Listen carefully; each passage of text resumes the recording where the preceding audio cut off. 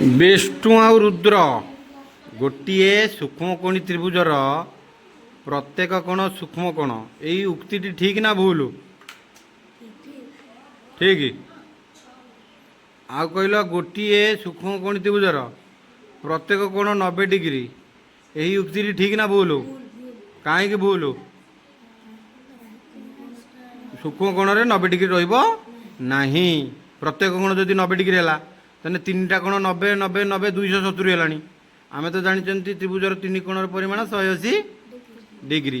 तेणु सूक्ष्मकोणी त्रिभुजर 90 डिग्री रहा प्रथम कारण। द्वितीय कारण तीन टाक जदि 90 है मिसिक तो होगले के 270 जहाँकि असंभव। तेणु सूक्ष्मकोणी त्रिभुजर प्रत्येक कोण 90 डिग्री हम ना।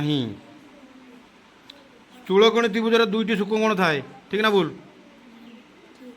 ठीक गोटे स्थूलकोणी त्रिभुजर दुईटी कोण सूक्ष्मकोण थाए कारण गोटे कोण जो स्थूल हो जाए 90 रु अधिक हो जाए आउ दुईटी छोट छोट कोण हो जाती सूक्ष्म हो जाती। समकोणी त्रिभुजर अति बेसी केतोटी सूक्ष्मकोण थाए? समकोणी त्रिभुजर अति बेसी केतोटी सूक्ष्मकोण थाए? समकोणी गोटे 90 हो आउ दुईटा सूक्ष्म हो।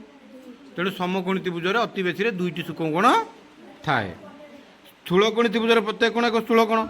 स्थूलकोणी त्रिभुजर प्रत्येक कोण स्थूलकोण कि ना? स्थूलकोण माने 90 डिग्री अधिक प्रत्येक कोण 90 डिग्री अधिक हो हम गोटे कोण स्थूलकोण हम आउ दुईटा सूक्ष्म कोण हम। बुझीगला?